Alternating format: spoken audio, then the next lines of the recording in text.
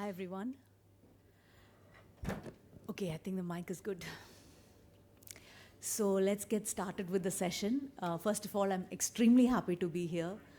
I want to thank the Western Ghats Lit Fest, the Verandah Club, and especially Jagannathan ji for giving me this wonderful opportunity to release my book here and also talk to all of you. As I'm not sure how many of you know, but over the last 25 years, I have been teaching yoga, I have been writing about yoga, speaking about yoga, and that's really my passion and what drives me.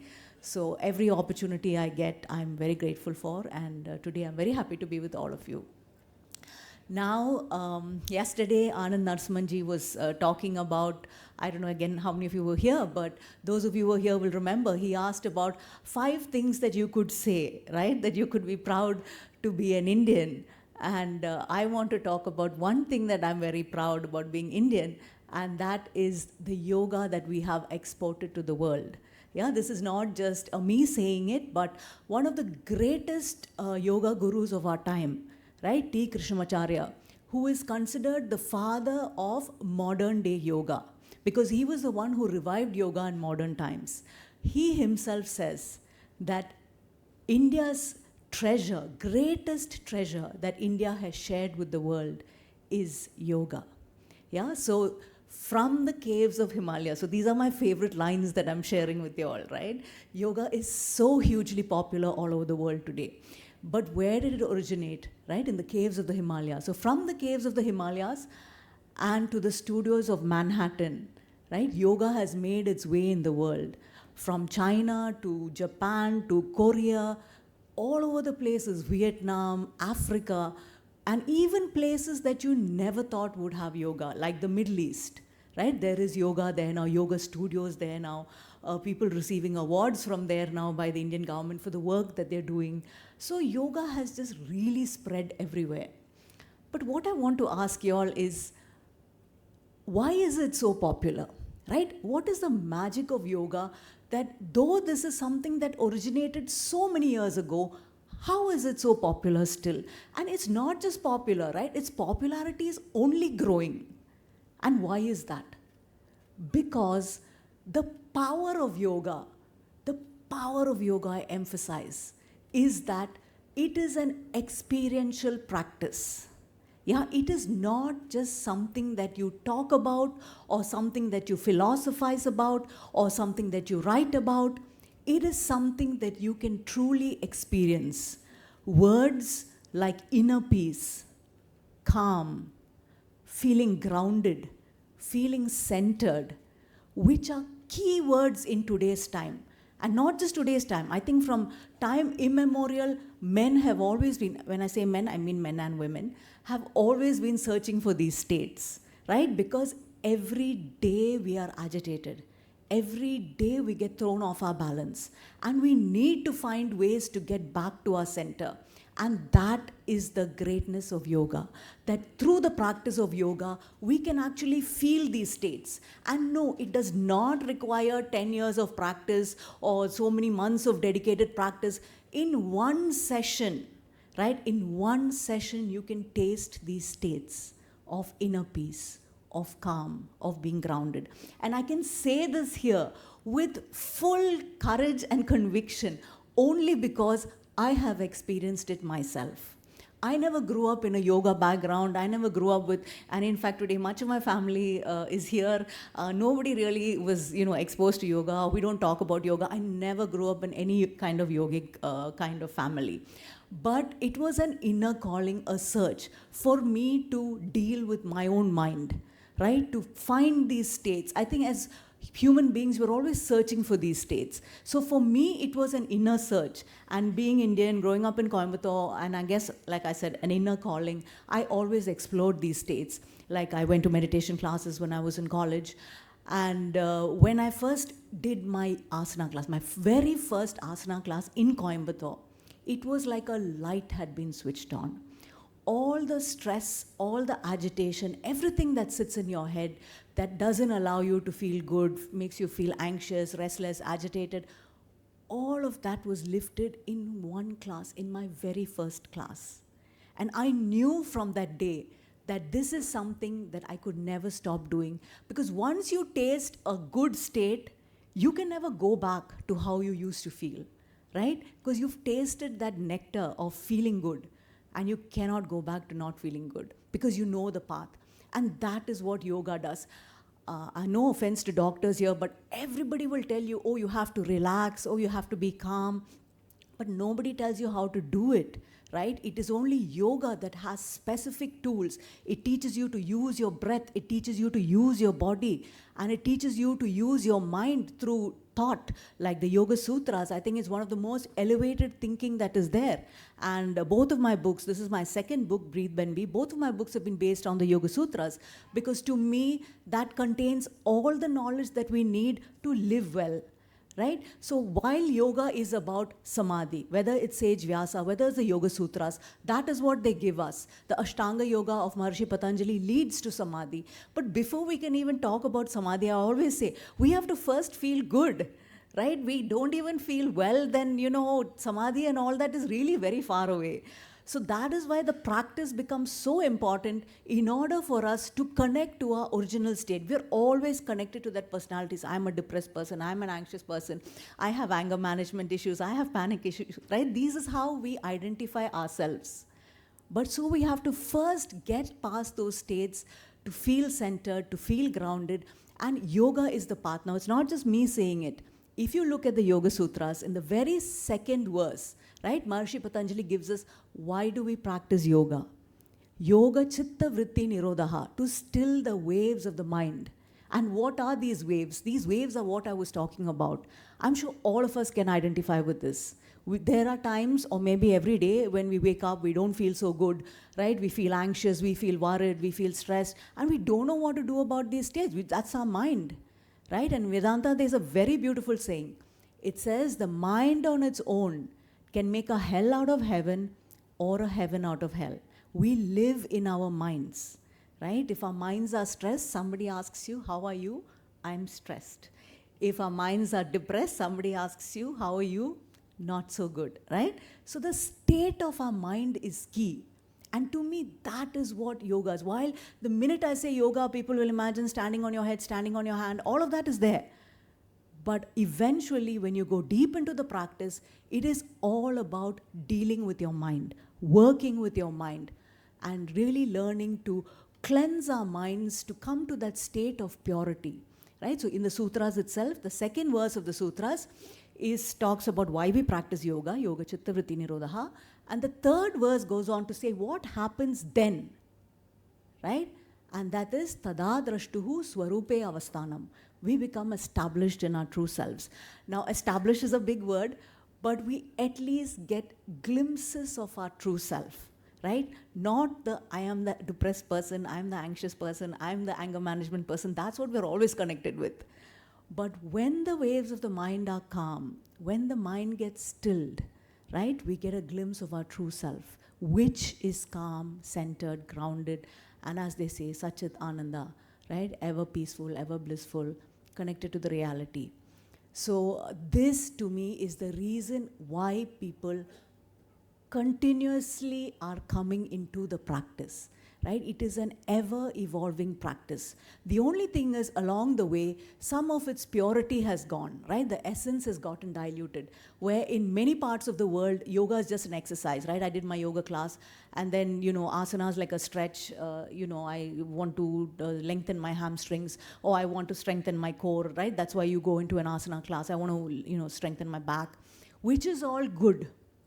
But all I say is, do not limit yoga or put yoga in a box, right? It is not only to strengthen your back, or it is not only to lengthen your hamstring, or it is not only to strengthen your core. It does all of that. But it is only our limited knowledge that boxes yoga into this. And yoga, again, is not something that we only do. Okay, well, when did you last do your yoga practice? Oh, I did my yoga practice once a week. Or I did my yoga practice from 6 to 7 in the morning, which is great. But Yoga is not a 1 hour practice a day or once a week practice a day, however good that might be, which is better than not doing anything at all. But eventually, when we realize what the essence of yoga practice is, it is a moment to moment continuous practice. It is an awareness practice. It is a witnessing practice. And that is the yoga practice. The ability to watch ourselves, the ability to apply what they call swadhyaya, self-study, to know how we act, to watch how we react, to know our triggers, to know, what makes us happy, what agitates us, to see, we're always saying that the world is wrong and we are right, right? But that capacity to observe ourselves, to see the mind's, what I say, not just its, the way that it acts, but, a lot of times the mind is dysfunctional, right? But to be able to see ourselves, and that I feel requires a lot of courage. So to me, with yoga, courage is a key component, because we always like to believe that the world is at fault and we're perfect human beings, right? So the ability to even watch ourselves and to see where we are going wrong so that we can take some remedial measures, that requires a lot of courage, to see ourselves as the raw, unvarnished truth of ourselves. Not the story that we tell ourselves, not what we show people, right? We're always having a front with people, right? But we know that inside we feel a certain way, but we act another way. And to be able to see our not so great reactions, right? That requires so much courage, virya. Yeah, so yoga practice is all of this. So when you leave here today, that's what I want to share, right? An expanded awareness of yoga. So when the word yoga comes, it should not only be standing on your head, because it is that, but it is so much more than that, right? And why is yoga only, like, to me, the need for yoga is so great, because today mental health issue is a big word, right? Everybody talks about mental health issues. And there are some amazing statistics, like it's all there in my book, about, I think, depression rates. I think it's a WHO report. In 2023, the depression rates were like 218 million people all over the world suffer from depression. And a lot of the people who suffer from depression also commit suicide. And I believe one of the fourth largest causes of suicide is, because of depression in the world, is because of suicide, largest causes of death. So all of this is connected. Mental health is a big deal. Yeah, we don't feel good in ourselves, then I guess it's only natural at some point we're going to ask ourselves, what's the point in living? So all of this says to me, the answer is in our yoga practice. Yeah, we don't need to be popping pills, and like I've heard that besides antidepressants, the next big thing is, medication to sleep, right? And to me, yoga has the answers to all of this. I don't know why we don't look back at our rich cultural heritage, because the answers are all here. This morning, I was listening to a YouTube talk by Andrew Huberman. I think a lot of people who are on YouTube will, be aware of him. And he was talking about, if those who don't know about him, he's a very famous neuroscientist at Stanford. And he was talking about the wonders of yoga nidra. Yeah, and he was talking about how it was equivalent to 8 hours of sleep. Yeah, like, because I was just talking about people having difficulty sleeping, right? And the answers are all here.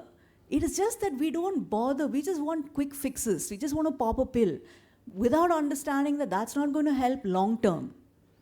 So there's so much. The good thing today is there is a lot of scientific evidence on the efficacy of these practices, which make them so valid. In the earlier days, we had pranayama practices, right? So if you do the Nadi Shodhana practice, they'll tell you lengthen your exhalation, do your exhalation, double the length of your inhalation. And we did it, but we don't know why we do it, right? But today there is scientific evidence to say that the key to activating your relaxation response is long exhalation. So naturally in the Nadi Shodhana practice, the long exhalation is there. Your exhalation is double the length of your inhalation. So today there is scientific evidence. So when we speak to people also, I always say, Yoga doesn't need scientific evidence, but the human mind, the doubting human mind needs scientific evidence, right? So it's good to be able to speak like this. And they say that the long exhalation activates your vagus nerve, which in turn activates the relaxation response in our bodies. So, like just before I was coming on stage also, right? When I talked about yoga being a moment-to-moment practice, right? So it's not just striking postures like maybe 1 hour in the morning. So when I was sitting there and waiting for my turn, yeah, it's a bit stressful getting on here and talking, right? So I was sitting and just focusing on my breath and trying to do long exhalations. So why I'm sharing this with you, you're not going to think I'm so great now, but why I'm sharing this with you is to say that this is something that can be applied at all times. There are so many stressful times in our lives, right? As we get older, health becomes such a big problem. And we're waiting anxiously out. I mean, all this has happened to me, right? Which I'm sharing. You're waiting anxiously outside the doctor's office. Maybe you need to be wheeled in for a procedure. Maybe you're waiting for some test. Instead of simply sitting there and getting stressed out, right? We can all focus on our breath is with us all the time. And we can all focus on working with our breath. I always tell my student, your breath has to become your best friend. Because the breath, we are born with that first breath. And we leave the world with the last breath. So our breath is our constant companion. Right? So as we learn to focus, to me, the whole of yoga practice is relationship building. We are building a relationship with ourselves. From when we are, I would say even babies, the whole focus of our lives is other people, right? I'm sure even babies are trying to figure out what they can do to make their moms happy and what they did wrong that their mother scolded them, right? From small, we are only learning to deal with the world, right? As we become school children, we're going into school, we're trying to see how we can please our teachers, how we can fit into peer groups. Nobody tells you to figure out what it is that you want or connect to your inner self. And to me, that comes with yoga practice. That is the singular most important reason why everybody must practice yoga. To build a relationship with your own self. And unless you can build a relationship with yourself, you cannot lead an authentic life. And unless you lead an authentic life, you can never be happy. There will always be a restlessness, an agitation, a void, as they call it.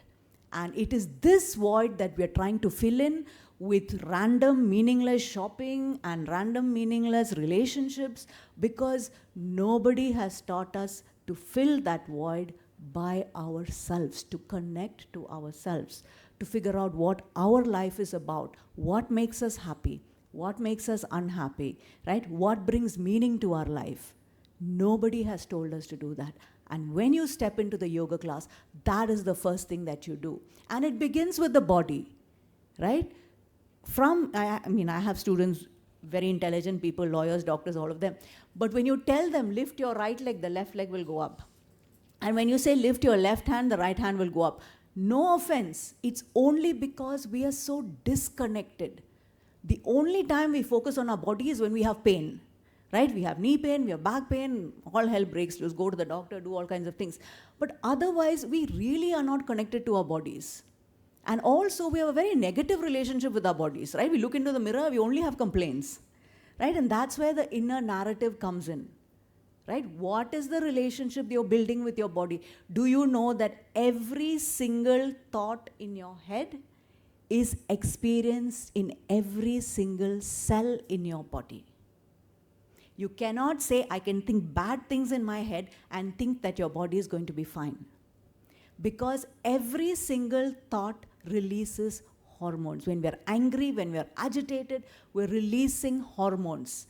And these chemicals are secreted into the bloodstream and they affect all our body organs. So it is so important to realize that mind and body are deeply connected. In fact, in a lot of places, they don't even call it mind and body. It is mind-body.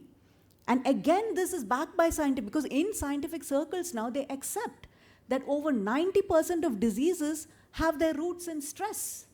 And where is the stress? The stress is in the mind.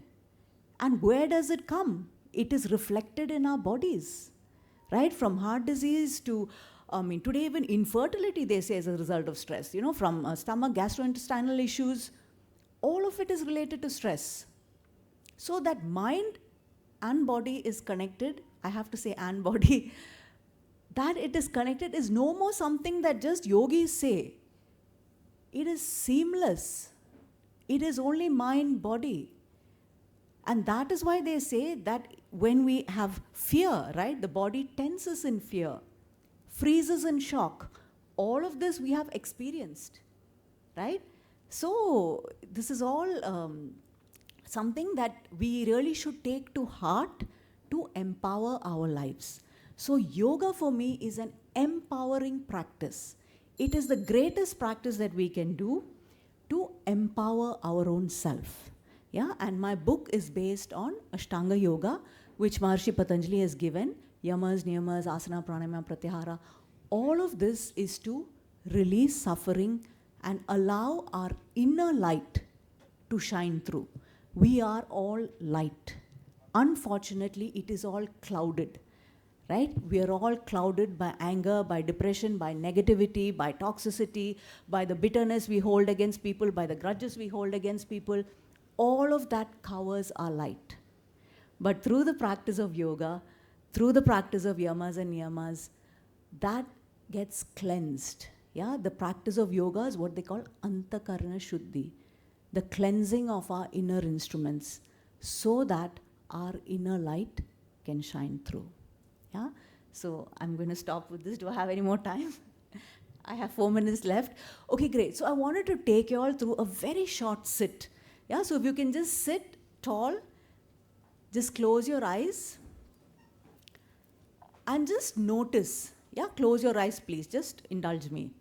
Yeah, and then become aware of your mind, right? That itself is such a powerful practice. The ability to take a step back and simply observe your thoughts. And here you understand, this was Adi Shankaracharya's line, that whatever is me or mine is not I, right? And we realize we are not our thoughts. So we are in that space of the witness, the Sakshi Bhava. Simply witness your thoughts. Where does your mind go to, right? Again, here comes the play of raga and dvesha. Whatever you're attracted towards or whatever you dislike also will capture your mind. Noticing all of that. Now, learn to direct your mind to your body. Remember, we're talking about building a relationship with yourself. Just become aware of your feet. Just feeling that sense of touch. Become aware of your knees, your sit bones, your spine, all of this that gives your body structure, gives your body shape, your shoulders, your arms, your neck, your face. And then becoming aware of space, sensing space, right? Becoming aware of space outside of you and knowing that there is space accommodated in you as well. And like the space inside the pot is not different from the space outside the pot, there is only one space.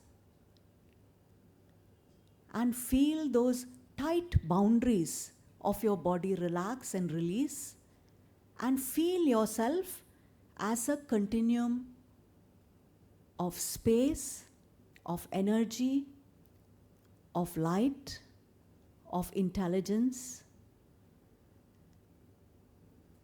sensing that realm of unlimited possibilities, and sensing, tasting that greater self, one that is not bound by space, by time.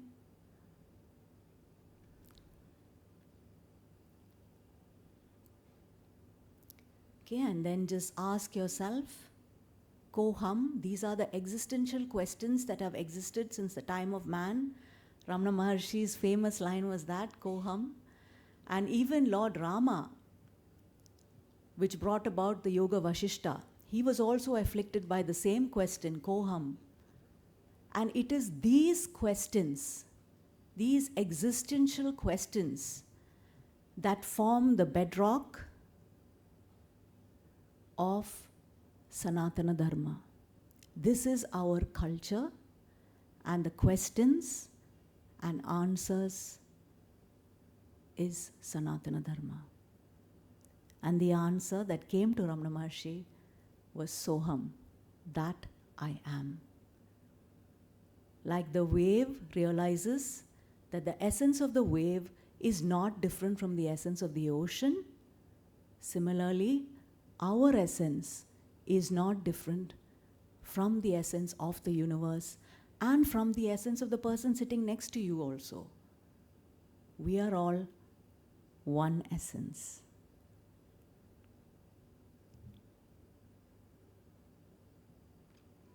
Okay, my time's up. Namaste all. And thank you, Shefali ji and Jagannathan ji, once again for this wonderful opportunity. And I truly hope that you are all empowered and encouraged to take up yoga.